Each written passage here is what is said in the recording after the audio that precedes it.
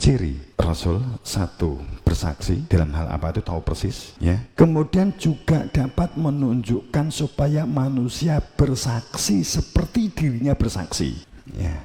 Dia tahu persis tentang Tuhannya. Kalau ada orang bertanya, Tuhan di mana ya Nabi, ya Rasul? Renio, ndase dicekel, iki, kan begitu. Itu pasti, mutlak, nggak bisa ndak. Wes ngerti, dereng geweduk nih, tekel. Nah, itu ciri Syaidan. Kemudian yang kedua, mubasiron. Mubasiron itu bentuknya beraktivitas bersungguh-sungguh di dunia, akan tetapi berada di dalam hakikat, berada di dalam Tuhan, berada di dalam kesadaran. Jadi yang dikatakan dengan mubasiron itu adalah mereka yang tahu hakikat tentang dirinya, tentang dunia. Itu dia tahu persis kewajibannya di dunia itu menjalankan panggilan Tuhan, memenuhi panggilan Tuhan. Mungkin kalau di dalam bahasa akademik memenuhi panggilan jiwa yang berada di dalam darah. Pengetahuan sejati itu dari dalam keluar, tapi pada umumnya manusia itu dari luar ke dalam. Kita bahas lain waktu. Dari dalam keluar. Ini yang tidak bisa ditiru, karena ini memang sudah bagian dari ketetapan dan ketentuan. Mubasiron dikatakan kabar gembira. Kabar gembira ini apa begitu ya? Mubasiran itu tafsirannya kabar gembira gitulah. Mergo ketoke ndek donya, tapi atine iki dengan Tuhan kan seneng kan gitu kan, seharusnya begitu.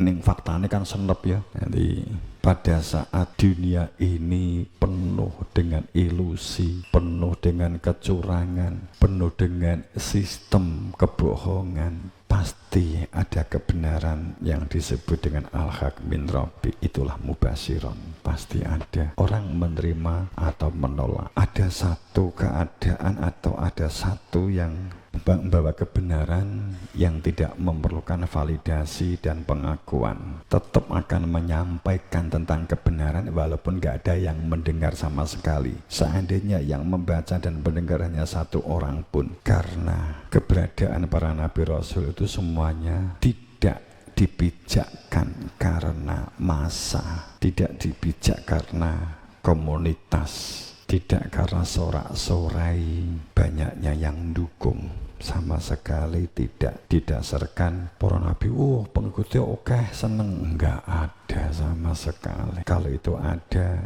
habis, pasti dihabiskan di dalam dirinya. Cirinya pasti begitu, cirinya begitu. Jadi kalau ada orang yang ngaku kiai ulama, jika kebingungan golek masa, karena para nabi itu hanya menyampaikan kebenaran supaya manusia itu memiliki kesadaran, bukan Nabi datang menyampaikan supaya mendapatkan pengakuan dan validasi dari orang-orang. Enggak ada itu sama sekali, tak jamin. Itu berdakwah ben untuk umat itu salah kaprah. Tapi oke ngono kuwi. Kita kan enggak ngomong subjek lo ya. Ketiga, nadhiron.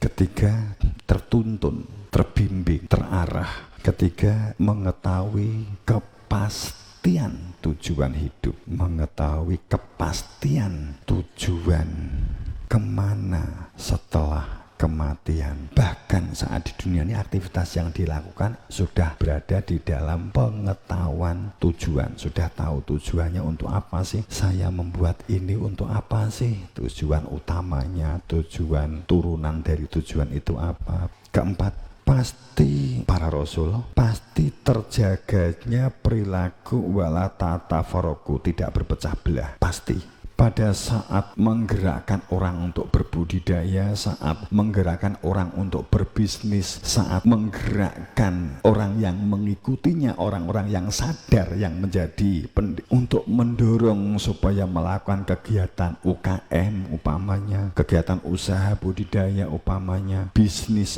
upamanya, akan tetapi pasti pijakannya adalah cinta, pasti pijakannya adalah kasih sayang, pijakannya pasti faedah dan manfaat, pasti. Sehingga saat komunitas itu menyatu dan berkumpul, kemudian akan menguntungkan sesuatu, ini akan dapat memberikan keuntungan. Orang berpikir keuntungannya banyak sehingga dapat untuk kegiatan. Akan tetapi muncul retakan perselisihan, diprediksi akan menjadikan benturan, persaingan, kompetisi, walaupun dikemas dengan kompetisi sehat, pasti saya pastikan komunitas kegiatan itu dihentikan.